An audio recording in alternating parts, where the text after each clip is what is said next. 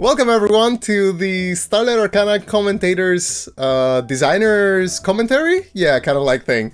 So I'm here today with Arthur, my co-writer and co-designer on Project Starlight Arcana. My name is Kelfecil. I'm Constantine Kelfecil, and I am the person behind Kelfecil's Tales, as you can imagine.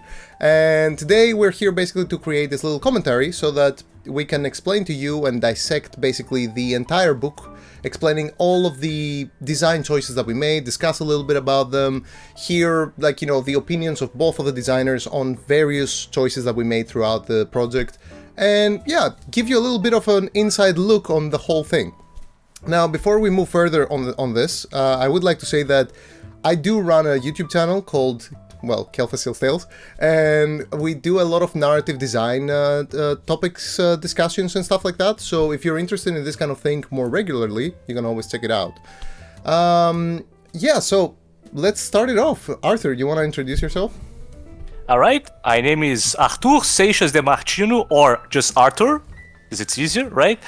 I've been a freelance tabletop designer for about 7 years, right? You probably know me for Intergalactic Lucha Libre League, the pro wrestling RPG, right? And because it's all in space... I thought you were gonna say, you probably know me because of Starlight Arcana. Well, I'm probably more famous for Starlight Arcana right now, because it did better than my first project, right? But I do have fans all over the world, if you can believe that. For some reason, the English love my game. I do not know why, because it's about luchadores, Mexican wrestlers. You thought Mexico would be my main target. It is, yeah, but I guess it's a theme that, English speakers like a lot as well, so, Well, that's true. That's true. I don't see a reason why I wouldn't be famous. But yeah. Anything else? I also did other games like Neo Guanabara and Space Odyssey, right? Again, the space team. You see why I'm end up in Starlight Arcana, right? But that's it. I've run my own label for a while, and about a year and 4 months ago, I joined Kelfecil Tales, right? Oh wow! You remember a lot, exactly? Right? Yeah, because I've been updating my LinkedIn these days, Kel. I need to pay attention to that. That's fair. Yeah, I wrote several small adventures, right, for Kelfecil Tales, and Kel here asked me to write one for this little project he had brewing called Starlight Arcana, right? And I think I did a good job because he asked me to do the entire thing, right? I like to think I did a good job at one point. But yeah, that's me. Hello. So that's Arthur. We started working together, as he said, a year and 4 months ago. He started working with some adventures here and there, and eventually he got more involved with the setting and a lot of other things. And I needed someone on the project because there was no way I was gonna make this huge monster of a book all on my own. It's one thing to have big dreams, and it's another thing to manage them properly so that you can actually achieve them. So I knew very well from the beginning that this was not going to be a one-man project, so that is something to start off with a whole commentary on Starlight Arcana. It is not a project that I made on my own. I never said that I was going to make it on my own. I never thought that I was going to make it on my own. It is the love and the tons of work that came from a lot of people. Ori, the cartographer, Arthur, Dasky Cat, our art director, the tons of artists that we worked with, and then myself. Obviously I handled everything, in terms of management and, design, choices and all these things, but it would have been impossible if it wasn't for all these people. It just needs to be put out there as the first thing. So with that out of the way, I want to mention that this whole dream project came from the fact that I just saw some Galaxy ladies, basically, at some point, by Felkat, a fantastic artist from Russia, and she had this Galaxy ladies, a series of Galaxy ladies illustrations, and I was very inspired by them. I was already writing adventures, and one of those adventures actually was one that Arthur also wrote, basically an adventure that was entirely written based on the inspiration taken from somebody's artworks, which was Son Budanio, Son Sketches on Instagram if you want to look it up. And it's actually a free adventure as well that we published on the Kelfecil Tales Patreon. It's called Dance of Seasons. So anyway, I was inspired by the Galaxy ladies, and I was like, what if we start exploring our own version of the stars? Which basically gave birth to the idea of the Sea of Stars. And I wanted to make it a whole setting. And, you make a setting, you need to make a core book for it, right? You need to have lore for it. And that's basically where Arthur started getting more and more involved. He wrote the basic lore that I had for it, like the basic Pantheon with the 3 astral siblings. And then from there, we started thinking, what if we do a Kickstarter project? Mind you, I had no experience running a Kickstarter project, so it was a huge project. It lasted over a year just to get it in preparation for basically go to Kickstarter. But nonetheless, we worked with tons of people, we took a lot of advice, we took a lot of help, and we found out a lot of things the hard way as well. But we got to the point where we were able to actually start having kind of like a schedule. And that's where basically Arthur can chime in a little bit and tell us about like the whole writing process. Like, tell us a little bit about that, Arthur. Right, so let's tell how the sausage gets made. How about that? Because I find that interesting, particularly for people who are wanting to be writers as well, right? In the RPG space, right? Yeah. So here's how it went. We had several discussion and passes about parts of the lore that needed to be explored, right? Thermology is very important because, for instance, we struggled with the name. By we, I mean I struggled with the name. Not just you, actually. I know you're gonna say about the astral plane, right? Yes, perfectly. Yeah, it wasn't just you. Arthur makes a very good point here. We actually had this whole thing where we called it like plane, and I hated the idea of planes. It's cool, but at the same time, it's so D&D-ish. Like, it's already kind of like copyrighted in a way, and it's specific. And there's so many other settings that do it fantastically well without having to make it into the astral plane. So, in a way, I personally saw Spelljammer, for example. I didn't know anything about Spelljammer until the point of wanting to create my own kind of like, book for it. And I was like, okay, I really don't like this, because in order to enter the astral plane, you have to be such a high level, you have to be so experienced as a player and as a GM, even more as a GM actually, to know what's going on there, right? Because there's so many different rules happening at the same time. And it was just so prohibitive. So I was like, what if you just want to have fun with fantasy, like, astral stuff, astral fantasy stuff, that's it.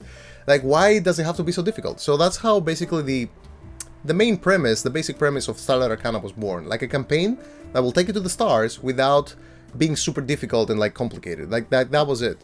So yeah, I mean, as Arthur was saying, basically terminology was something very important that we had to discuss from the very beginning, because it was something that we had to get out of the way and say, hey, this is how this is going to be called. It's basically our version of the astral plane, but much cooler.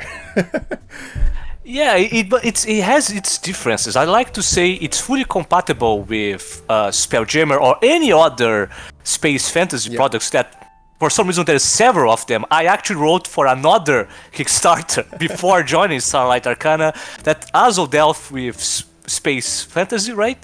And the way we did it, we created like lore-heavy explanations to why the Sea of Stars work the way it does, right? Precisely to help you not only understand it, but to add it to other settings if you want to combine them, right? Because if you know how things work specifically in the Sea of Stars, you can take explanations to why the people who it's one thing to make something that is cool, and it's another thing to make it adaptable as well, because if someone wants to take it and make it their own, you need to make it easy to understand and actually own, because Spelljammer is cool and all. I don't want to pass on judgment on Spelljammer here, because this is not why we're here. I'm not gonna make comments on it, but basically I personally at least found a lot of the systems, like Spelljammer included, to be a bit prohibitive in terms of, hey, how easy is it to actually take it and make it my own and put it in my own campaigns and my own stories. Whereas with Starlight Arcana, that's one of the main design ideas that we had, hey, this needs to be easy to understand and pick up for GMs, and if a player is there, we want them to be able to understand right away what is going on around them. We don't want to have 1,000 different little micro rules that they need to micromanage in order to understand and be able to play in this environment. So yeah, basically the way we achieve this, right, taking a point from what Kel was saying, is by simply adding a system for travel that you only have to deal and think about it when you have to travel somewhere, right? Okay, we're gonna travel. What do we do to travel, right? We'll get back to later, because that's a point that we'll mention later. I'm not gonna give you specifics right now, but basically all the mechanics for space travel and dealing with space are only relevant the moment you need to deal with them, and we try to make it fun and very fifth edition approachable, right? We don't want new rules. We want to take things that are familiar to you and just present in a way that makes sense for the fantasy that we're trying to, exactly. Put people there. This is a very good design point, actually, that Arthur is mentioning here. Because this is a designer's commentary, right? We wanted to actually take things that very basic things, and expand on them. Instead of building something completely new that, you have to learn from scratch, you have to understand, you have to explain to your players as well, which is a very big deal, right? It's always like the biggest deal, actually. Yeah. Instead you just tell them, hey, that thing that you've been doing? Yeah. Think about it a bit more in this kind of sense, and that's it. Like it's kind of like a design kind of school of thought that kind of, if you start simple, you will always start from something that people already understand, at least. That how you develop it from their own words is kind of on you, but still, you at least start simple so that you can get somewhere where you want it to be simple. If you already start with something new, it is very likely that it might not be that simple. It might just look simple to you, which is why you do a lot of playtesting, of course, but that's a whole other thing. But yeah. That said, there is one complex mechanic that we're going to talk about it. It's on the ledger. Don't worry about it. Okay. The tarot cards. We have to talk about that eventually. That some things just cannot be simple. That's just how it is. But yeah. Sometimes, because here's the thing. Sometimes the complexity that you find in the rules are so interesting to do that it's worth for you to sit down and do that. And a good thing that we project the Starlight Arcana is that you don't have to deal with it if you don't like it. You don't want to mess with tarot cards, no problem.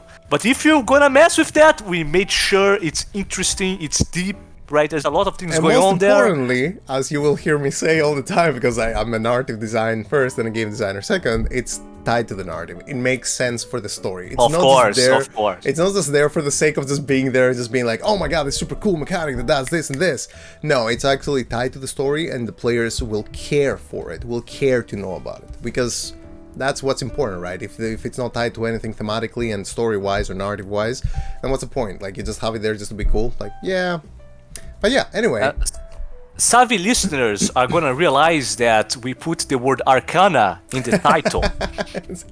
Exactly, yeah. So please continue. Sorry, I had to stick that one in.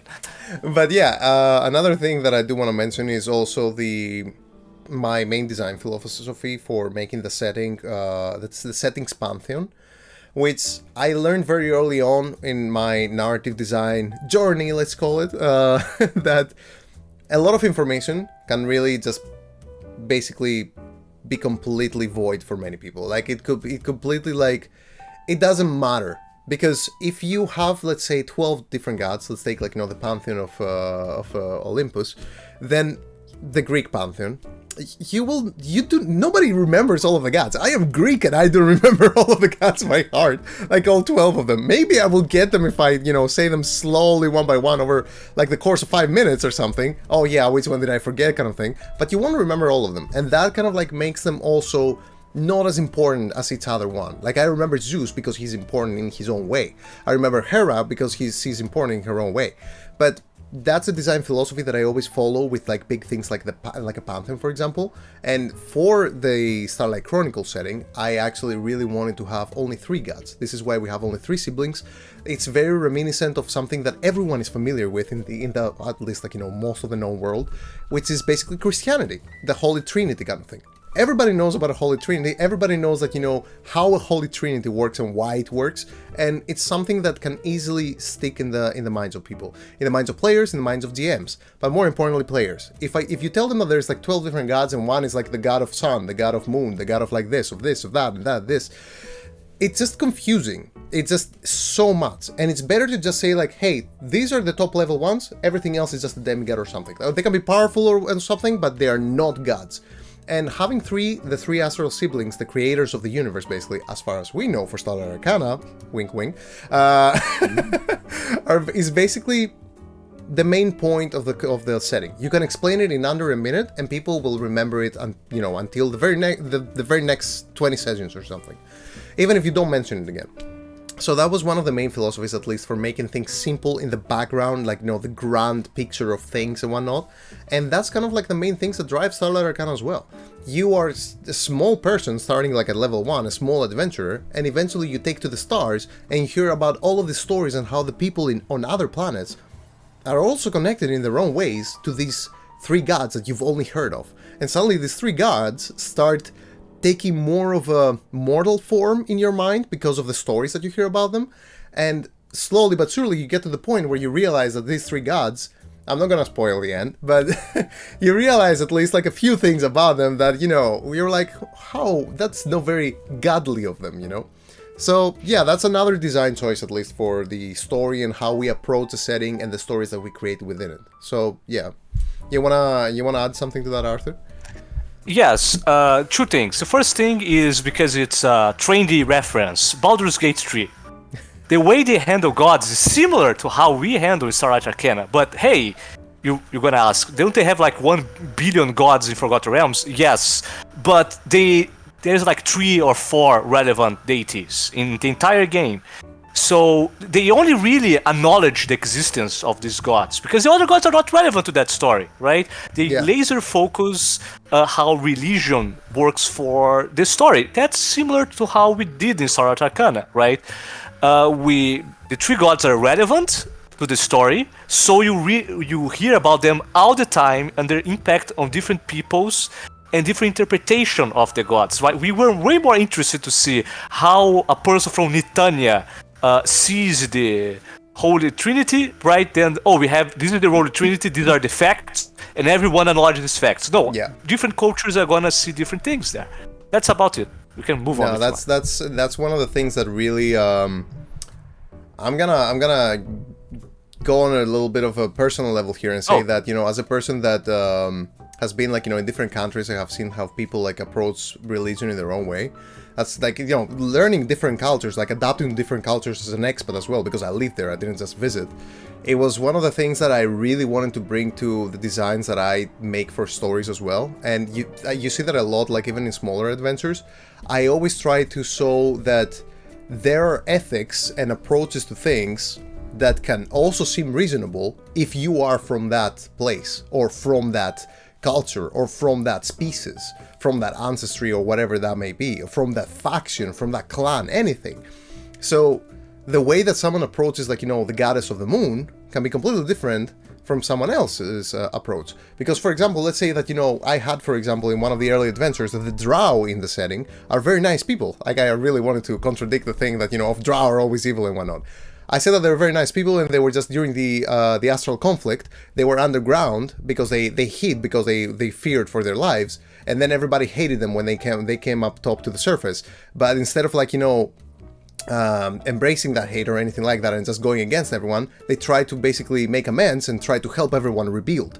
And they were protected by the goddess of the moon, so Umi, which at the same time a lot of other people saw that as like, oh hey, they were protected by the goddess of the moon, what about us? So they hate Umi. So it's completely different perspective, and as you can understand, it makes sense for both of them to have these feelings.